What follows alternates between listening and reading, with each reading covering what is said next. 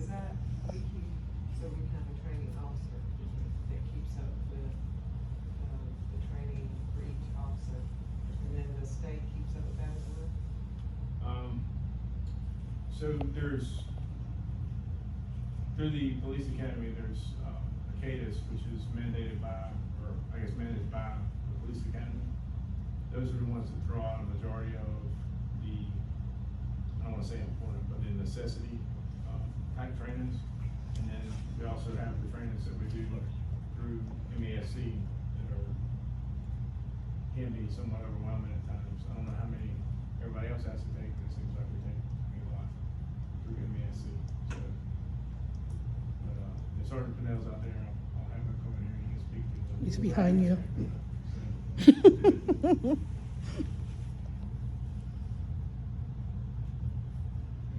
Sergeant Pennell, you want to answer? What was the question? I came in at the end of the question. I was just asking, if you could speak a little more about how training is managed and, tracked, and, you know, is it a matter of, so you have your, requirements every year that you spoke about, and that's coming from the state, so you have to manage that. But other than that, is it, they sign up for what they wanna take, or No, do so you say? we essentially operate off what's called an MRN year through the Academy, a mandated retraining notification. So the Academy calls it an MRN year. Officers work on a 3-year rotation with their Class 1 certification. In that 3-year period, they have to have so many hours of domestic violence, so many hours of legal updates, so many hours of just out of the blue stuff that the Academy mandates every year. And during that, so it may be for this year, they need 6 hours of domestic violence and 3 hours of legal updates, and they just break it down for us. And so they tell us what they need. Usually the Academy will post training opportunities, videos, things of that nature. Officers today just got a legal update, so it's a part 2 of a legal update, so it's a 2-part. Earlier in the year, beginning of the year, spring, they did part 1. Late summer now, they're doing part 2. And so that'll give them 3 hours of legal updates for this year. And then they'll kind of accumulate that over a 3-year period to make sure they have all their hours. So for most agencies all across the state, the South Carolina Criminal Justice Academy says that for an officer to be compliant with their Class 1 certification, they have to have 40 hours of continuing education over a 3-year period. This year alone for our agency, we've done 218 training hours. So we meet the requirement standard that the Academy sets by minimum. So we have the minimum standard. We far exceed that with what the Academy is expecting of us. And on top of that, we take training through the Municipal Association, through the local GovU portal. I think some of y'all, I think y'all all are registered on that as well. But so just about anything that's an opportunity there, fair and impartial policing, ethical policing, bias training, community relations, just anything that we can find that would be advantageous for our community. We'll take those as well, along with a lot of other avenues that are kind of like checkbox for mandated trainings as well. Use of force, things like that. We incorporate training with that platform as well. That's how we get some of our hours. Outside of that, officers do mandated Narcan training, taser training, firearms training, and all that stuff. And that accumulates that 218 hours as up to date of where we are with training hours.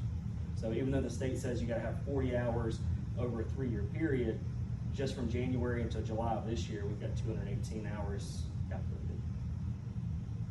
So you manage that for Each officer, correct. And then that has to be, I assume, turned into the state? It does. It gets reported to the Academy. They're the managing body. That's called the Training Council. They manage the training for the entire state. So I have to give a report to them on each officer over that period. So it gets reported every 3 years, essentially. So you have your MRN year, and it'll pop up. It'll let me know what officers coming up due. I send it to them. Then they do an audit of their training record and make sure everything's compliant. So I do that for every officer. But other than that, it's something you review on a regular basis? Absolutely. Yeah, it's a daily thing. So. I got a couple more for you. I had a class, actually it was on police and fire, and I'm kind of just going through some of my notes.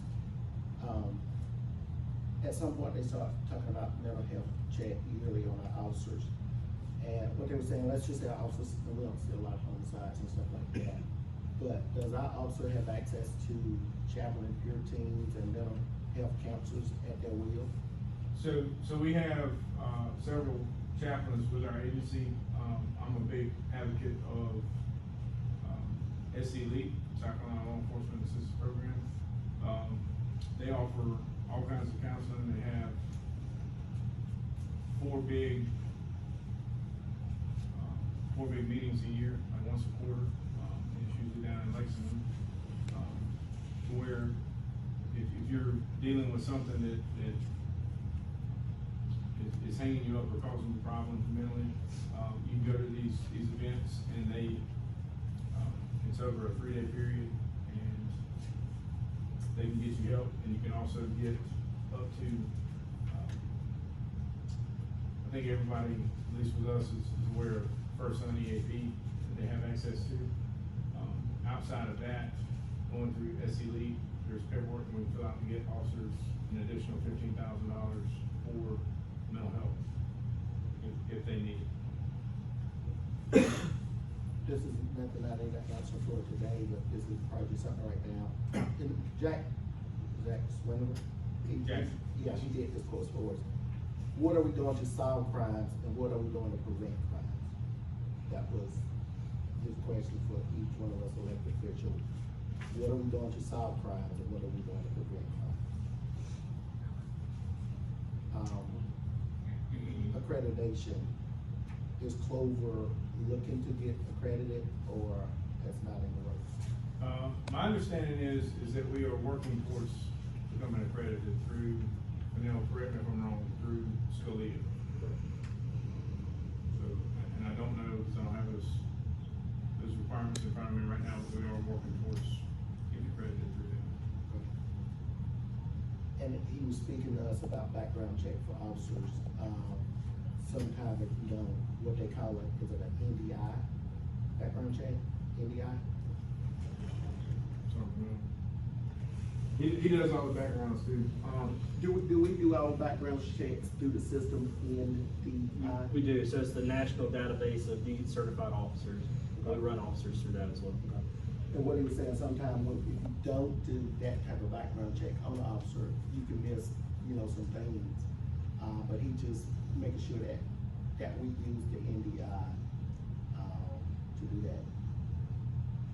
Yeah, so we use that, I don't mean to cut you off, but we do use that as well. But before officers even get a chance of an interview, they're ran through the academy to see if they have any certification history.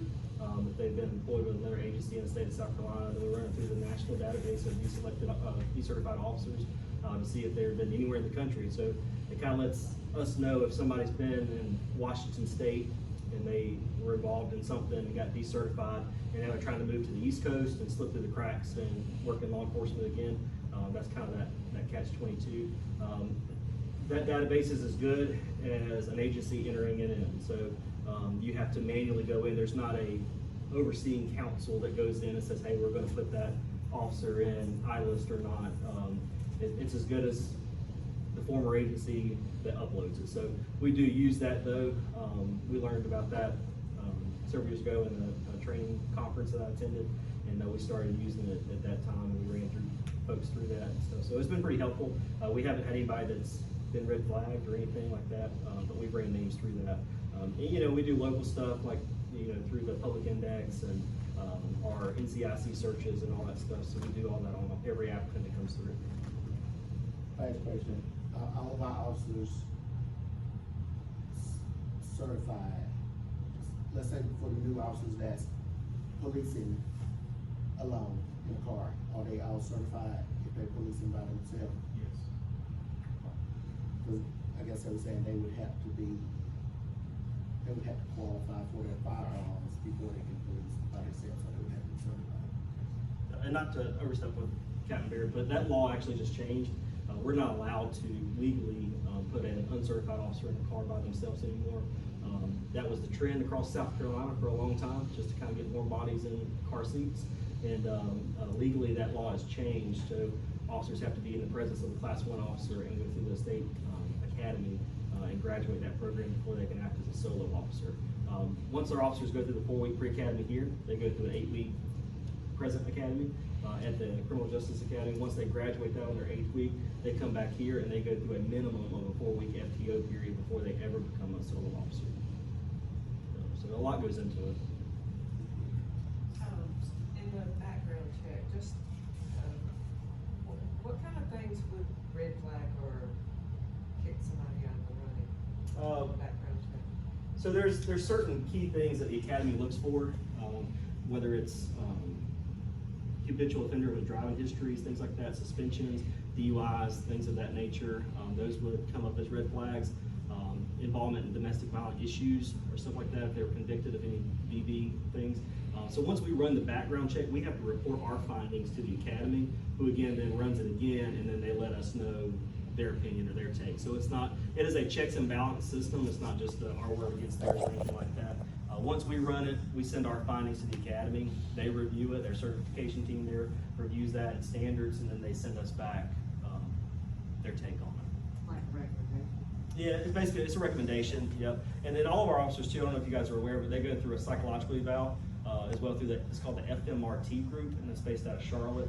So all of the officers, and that's a state requirement, they have to go through a psychological eval, and we put everybody through that. And then they do all that stuff, then they go through the interview process, they run a PAT test, a physical agility test, and all that as well. And then once they complete all that, then they go through the actual in-person interview process. Are we bound to follow their recommendation, or Whose recommendation? when you said the state, they come back? The academy? Or academy? Yeah, so the academy is a certifying body. So if they say that they're not gonna certify an officer, and we hire an officer that they're not gonna certify, we can never use them as a police officer. Okay. Yeah, so it's the academy's overall recommendation, whether they're gonna say they're gonna certify them or not. One other thing back on training class we went to, they talked about, defense training, self-defense training, and Gracie law. Are you familiar with that? So defensive tactics, is that what you're referring to? I can't pronounce it, Jiu-Jitsu or whatever. Yeah. Yeah. So we just did DT training with Brian Bolin at the Ing School here in Clover. He just led our most recent DT training. That was what, 2 weeks ago? I think like 2 weeks ago. We did a 2-day class with him. If you don't know his background, he is the former training officer for the sheriff's office, and he had years and years and years worth of training police officers. So we've done it various different ways over the years, but we had a wealth of knowledge here in town, and we decided to take part in that and team up with him this year, and he did all of our defensive tactics training for us this year. Officer Pennell, going back to I believe you were talking about the NDI, you said that it's only as good as the input that's given to it Correct. by that agency. So it seems to me that would allow 4 people to sleep, or to slip through It the depends, cracks. yeah, I mean, and I can't speak for other agencies or across the nation. I mean, I can speak for South Carolina. And I knew though that the academy has most recently updated within the last, I would say probably, I think I'm correct in saying within the last year.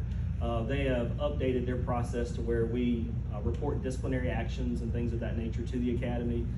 Anything that is a misconduct or a violation of the officer's code of ethics, we report that stuff to the academy as well. That is mandated reporting for us.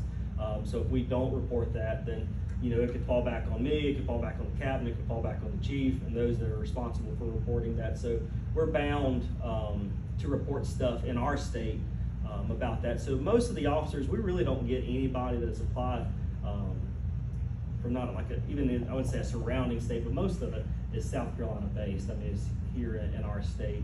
At the most, we may see someone come in from North Carolina or something like that, but it's very rare unless somebody is relocating from, another part of the country and retiring here, and that would have been a lifelong police officer that we can, and regardless of if they're in that system or not, that doesn't discount that, we're calling references, we're calling past employers, we're doing fact checks on everything else that's listed in the application. That database is just one pencil in the jar as far as everything is considered.